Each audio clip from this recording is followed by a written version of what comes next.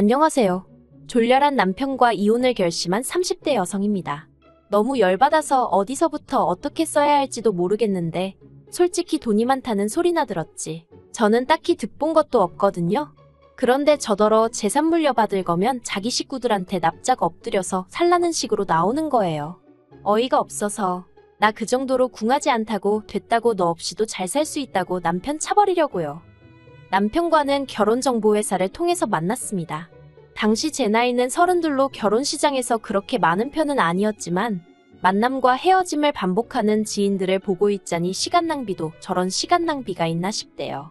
그렇다고 제가 결혼 생각이 없던 것은 아니었기에 지인의 추천으로 결혼정보회사에 등록을 했습니다. 그리고 그쪽에서 여러 남자를 소개해줬는데 생각처럼 쉽게 인연이 닿지는 않더라고요. 그러다 정말 마지막이다 하고 나간 자리에서 만난 사람이 이번에 이혼을 하게 된 남편이었네요. 아무래도 결혼정보회사를 중간에 끼고 한 만남이다 보니 남편의 조건에 대해선 이미 어느 정도 들은 바가 있었어요.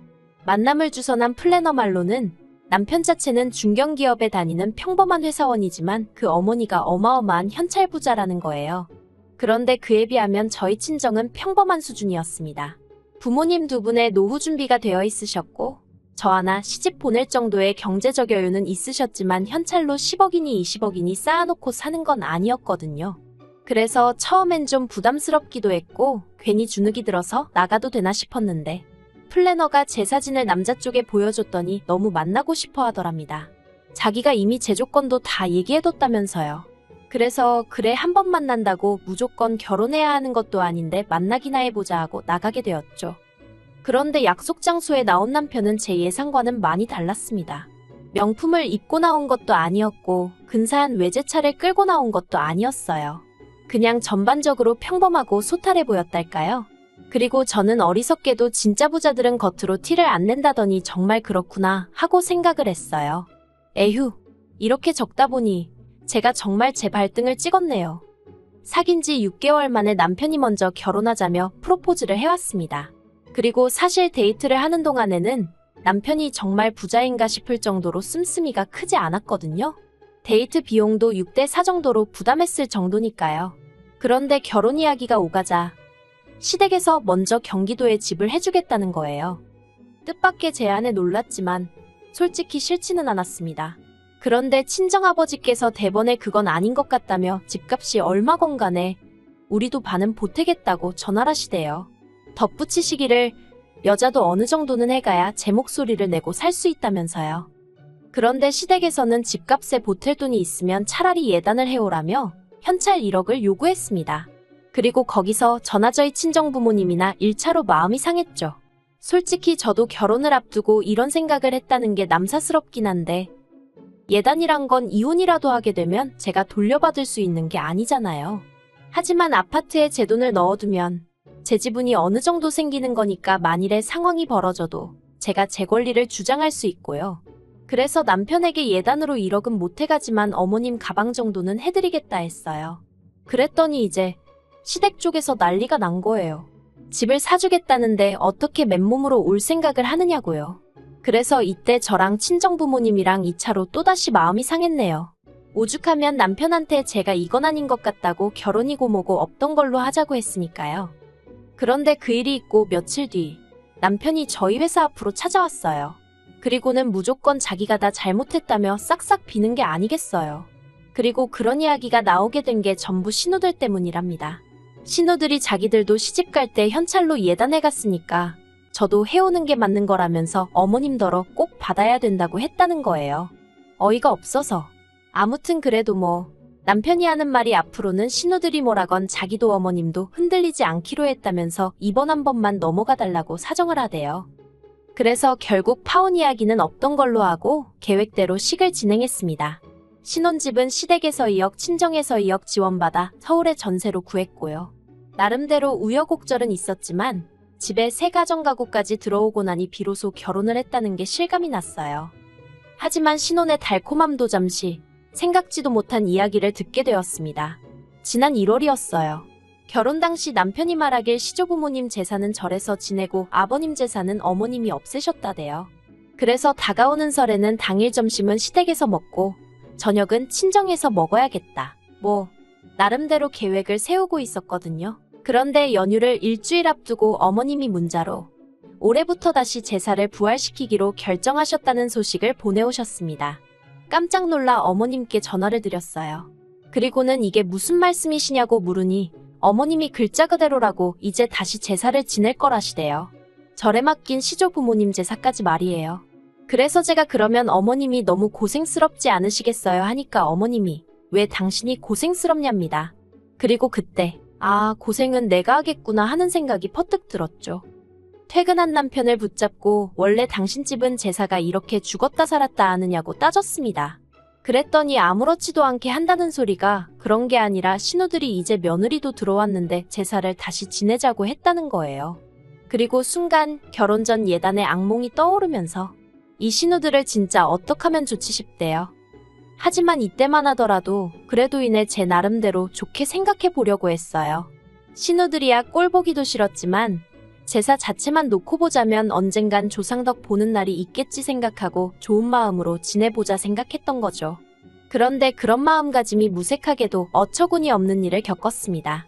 어머님이 제사 준비를 해야 하니까 저더러 하루 일찍 내려오라고 연락을 해오셨어요. 그래서 전날까지 야근하고 너무 피곤했지만 이튿날 이른 아침 바로 어머님 댁으로 향했죠. 그런데 어머님 댁에는 황당하리만치 아무것도 준비되어 있는 게 없었습니다. 하다못해 저는 어머님이 장은 봐놓으셨겠지 했는데 오히려 어머님이 저한테 빈손으로 몸뚱이만 덜렁덜렁 왔냐 하시는 거예요. 갑자기 생각지도 못한 제사 준비도 짜증이었는데 도착하기가 무섭게 싫은 소리를 들으니 저도 사람인데 기분이 좋을 리 있었겠어요? 그래서 남편한테 장이나 보고 오자 했습니다. 그랬더니 어머님이 남편은 따로 할 일이 있다며 저더러 혼자 대형마트 가지 말고 시장에 가서 장 봐오라시대요. 내가 무슨 하녀도 아니고 여러 가지로 울분이 터지더라니까요. 그런데 저를 더 열받게 한 건 힘들게 시장을 보고 집에 돌아오니 따로 할 일이 있다던 남편이 보란듯이 거실 소파에 누워서 자고 있던 거예요. 그 꼴을 보고 순간 욱해서 남편을 깨우려니까 어머님이 운전하고 오느라 얼마나 힘들었겠냐며 저더러 깨우지 말랍니다. 그리고는 저더러 저는 당신과 따로 할 일이 있다며 따라오라더니 부엌으로 향하시대요. 그리고 그때부터 어머님이 시키는 온갖 제사 음식을 만들어야만 했습니다. 솔직히 그동안 저 먹을 간단한 음식 정도나 해봤지 전이고 나물이고 해본 적도 없었는데 말이에요. 그리고 명절 당일날 어머님과 남편이 제사를 지낸다고 설치는 동안 저는 결국 몸살이 나서 쓰러지고 말았습니다. 그런데 어머님은 괜찮냐고 한번 묻지도 않으시고 오히려 저더러 도움이 안 된다면서 면박만 주시대요. 제사상에 올라간 음식 중 제 손을 안 거친 음식은 하나도 없었는데 말이죠. 정말 너무 서러워서 결국 어머님 눈을 피해 남편한테 친정엔 언제 가냐고 물었어요. 그랬더니 남편이 신우들이 온다고 했다며 신우들은 보고 가야 된다는데 아니 내가 이렇게 아프다는데 무슨 신우들까지 보고 가라는 건지 진짜 열불이 나더라고요. 그래서 남편더러 그러면 당신은 여기 있다가 신우들 보고 오라고 나는 먼저 친정에 가겠다고 했습니다. 그랬더니 남편이 저더러 그렇게 먼저 가버리면 신우들이 좋다고 하겠냐는 거예요. 그러면서 신우들하고 좀 친해지려면 언니하고 살갑게 달라붙고 아양도 떨고 해야 할 거 아니냐고요. 어이가 없어서 뭘 그렇게까지 하라는 거냐고 짜증을 냈어요. 그리고는 신우들이 날 어떻게 생각하건 간에 난 지금 정신이 하나도 없으니 그냥 친정에 가야겠다고 했습니다. 그리고는 바로 콜택시 불렀죠. 그리고 그날 일로 결국 남편 말에 의하면 제가 제대로 신우들 눈밖에 났다고 하대요. 그러면서 신우들하고 사이 틀어져서 저한테 좋을 게 뭐가 있겠냐며 제발 잘 좀 해보라는 거예요. 신우들은 나한테 잘하는 게 쥐뿔도 없는데 왜 나만 맨날 신우들 기분을 살피라는 건지 너무 짜증이 났어요. 그래서 남편더러 세상에 어떤 인간관계가 한 사람만 잘하게 되어 있냐고 따졌습니다. 나는 신우들이 좋아서 아무 말도 안 하고 있는 줄 아냐고 당신 누나들도 나한테 벌써 투아웃 쓰리아웃이지만 그냥 내가 참는 거라고요. 그랬더니 남편이 신우들이 저한테 잘 보여서 덕볼 게 뭐가 있냐입니다. 신우들이 저한테 아쉬울 게 뭐가 있겠냐고요. 어이가 없었죠. 그런 논리라면 저도 신우들한테 아쉬운 게 하나도 없었으니까요. 그러다 결국 기어이 사단이 나고 말았습니다. 엊그제가 아버님 제사였는데 어머님께서 저더러 이번 아버님 제사 때는 신혼의 내외뿐만 아니라 시조카들도 온다며 저더러 음식을 넉넉히 하라시대요.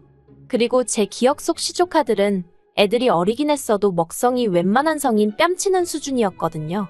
게다가 둘째 신우는 입이 어찌나 까탈스러운지 저희 결혼할 때도 예식장 음식을 먹으면서도 이건 짜고 저건 달고 어쩌고 저쩌고 오죽하면 그 좋은 날 너는 집에 가서 해먹어 그 소리가 목구멍 밖으로 나오려고 하더라니까요.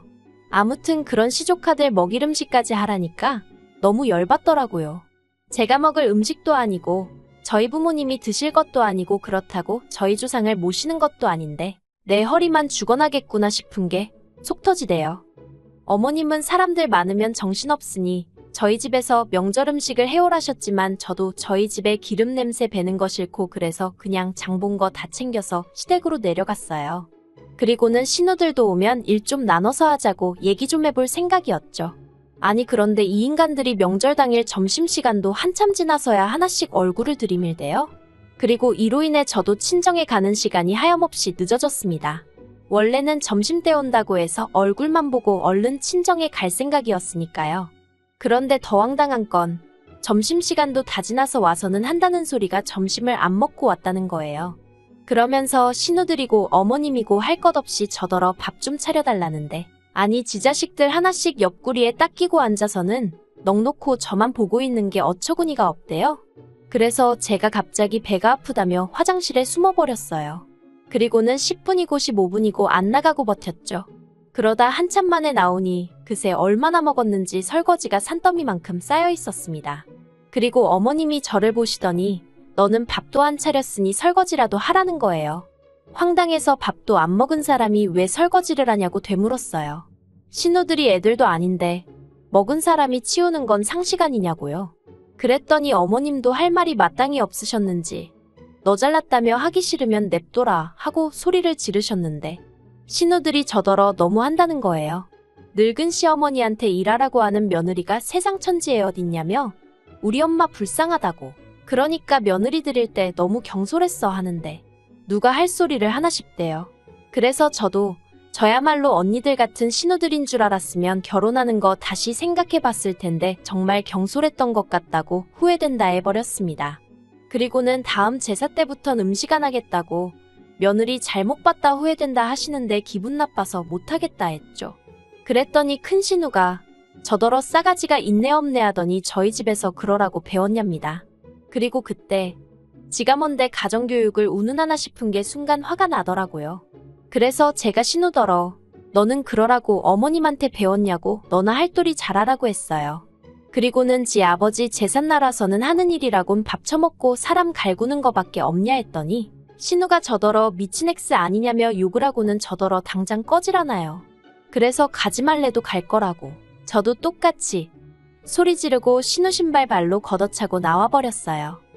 집으로 돌아오는 차 안에서 남편이 꼭 그렇게까지 했어야 하냐면서 이제 신우들하고 틀어졌으니 어쩌면 좋냐입니다. 그래서 제가 남편더러 아까 어머님이랑 신우들이 나한테 하는 거 못 봤냐니까 남편이 한다는 말이 원래 있는 집에 시집 오면 그 정도는 다 겪는 거라나요? 그리고 그 이야기를 들으니 저도 모르게 웃음이 났어요. 있는 집이란 소리에 결혼할 때 혹하지 않았다면 거짓말이지만 살면서 막말로 현찰부자고 뭐고 전혀 실감을 못했거든요. 허구한 날 땅이 얼마가 있는데 그게 얼마짜리네. 천년만년 돼 보이는 낡아 빠진 옷으로 이게 그 당시에 얼마를 주고 산 옷이네. 그래서 제가 남편더러 당신이 정말 돈이 많은지 어쩐지 내가 알게 뭐냐고 해버렸어요.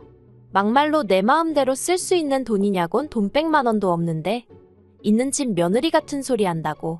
그리고 나도 시집 올 때 당신만큼 해왔다고 쏘아붙였죠. 그랬더니 남편이 말 그렇게 하지 말라면서 자꾸 그러면 나중에 재산 물려받을 때 저는 하나도 못 주게 할 거래요. 황당해서 어차피 어머님 재산이 당신한테 나가지 나한테 오는 줄 아냐고 협박할 걸 협박하라 했습니다. 그리고 나도 친정 부모님 재산 받으면 내 한 몸 건사하고 사는 데는 아무 지장 없으니 걱정 말라고요. 그리고 이튿날 날이 밝기가 무섭게 저는 제 짐 챙겨서 친정으로 향했습니다. 밤새 내내 생각해봤지만 벌써부터 돈 몇 푼 가지고 생색내는 인간하고는 도저히 못 살겠더라고요.